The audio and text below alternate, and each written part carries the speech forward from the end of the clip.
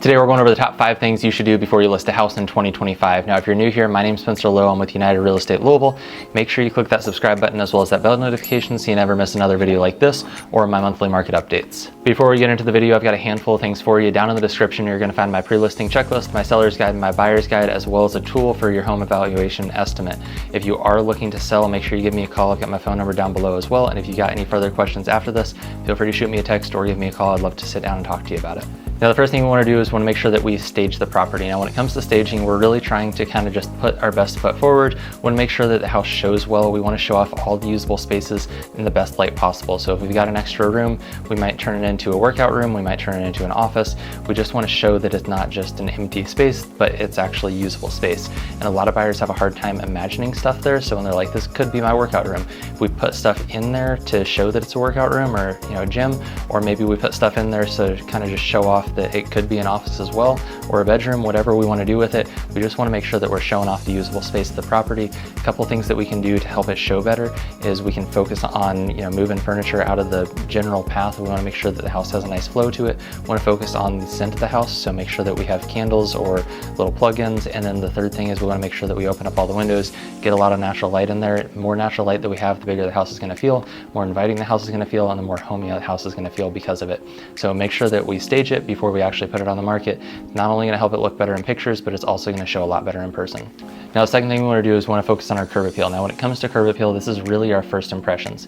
Whether a buyer's driving by, sees a for sale sign, takes a look at the house, or if they're on Zillow, Realtor.com, wherever they're searching for properties, they're probably going to see an outside picture before they see any of the inside. And if the outside doesn't look good enough, well kept up enough, that people are going to click in. If they look at the outside of the house and they think if they click on it, it's going to be a disaster inside, it's going to be a fixer-upper, whatever it is. It could be immaculate inside, but the outside landscaping just needs work. Some buyers aren't going to click on it. So in order to increase our clicks to make sure that people can actually see the full house, we really want to focus on the outside of the house. So make sure that the landscaping's kind of kept up with, make sure bushes are cut back. If it's fall time, make sure the leaves are picked up.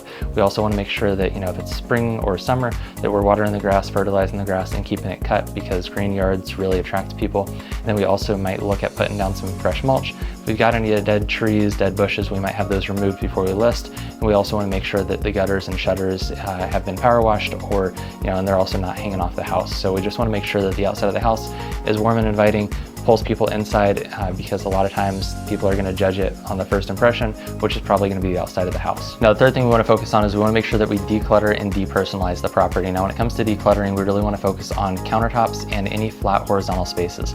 Now, countertops have a tendency to get really overcrowded. Typically, people have blenders and toasters and coffee pots and a whole bunch of stuff on their counters, and it's really important that we go ahead and take some of that stuff off and just make it really simple. Microwaves and everything else, by the time you add everything on it, it really starts to get overcrowded and busy, and buyers don't really want overcrowded and busy. They want really simplistic, homey feels. So what we want to do is just remove some of that stuff, make as many horizontal flat spaces as we can empty or just staged. It's not a bad idea to have a toaster out, but it's also, if we've got 87 different kitchen appliances that are on the countertops, it's going to start to look overcrowded. So remove some of the extra stuff, and then if you want, go through the house and take pictures of the entire house with your cell phone. We're not going to post them on Zillow, but this really helps us know what the house looks like through a camera's lens. Then when it comes to depersonalizing, we're really talking about taking down pictures of kids and family members. We really just want to take some of that stuff down, because at the end of the day, we're taking pictures of the house and we're going to put them on Zillow, and our goal is to get the most amount of people to see those pictures. And so we don't necessarily want to throw everything out there. Some of the stuff that you want to keep private, we might go ahead and take down before we put it on the market.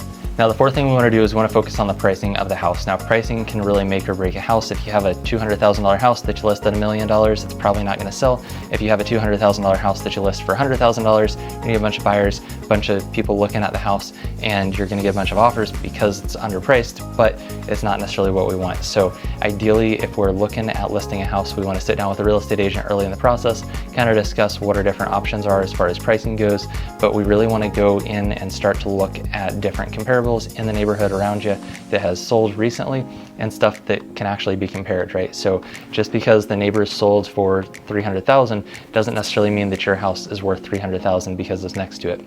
Square footage, bedroom count, bathroom count, condition as well as the type of house it is. A ranch typically sells more than a 2-story house does.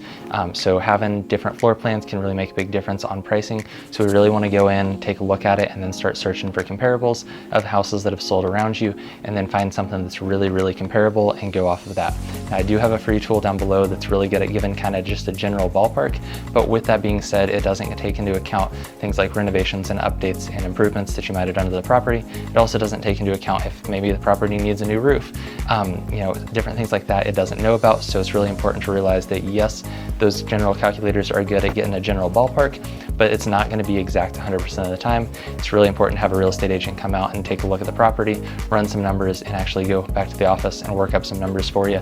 If you need somebody to do that, give me a call. I've got my phone number down below, and I'd love to sit down and talk to you about it. Now, the fifth thing we want to do is we want to sit down with our agent and discuss their marketing strategy for the house. Now, personally, I like social media ads because in today's market, houses sell so quick that sometimes it's hard to get postcards out before they actually sell and are actually under contract. So if a postcard takes 2 weeks, but we accept a contract third day on the market, well, what did the postcards do? They did absolutely nothing. So I personally focus on social media ads because I can launch them pretty quickly, and typically by the time I list a house to the time we get Facebook ads, Instagram ads, YouTube ads started up and rolling, they're typically seeing impressions by the first 24 hours, 48 hours. Now, if you're curious about that, feel free to give me a call. I'd love to sit down and talk to you about it. I've got my phone number down in the description. If you made it to this point in the video, make sure you click that like button as well as the subscribe button and the bell notification so you don't miss the next video. Down below, I do have the pre-listing checklist, the seller's guide, the buyer's guide, as well as that general calculator for general ballpark on your home's value. If you are curious about selling this year or just kind of looking at options or wanting to list your property, feel free to give me a call. I've got my phone number down in the description. I'd love to talk to you. Once again, my name is Spencer Lowe with United Real Estate Louisville, and I'll see you in the next one.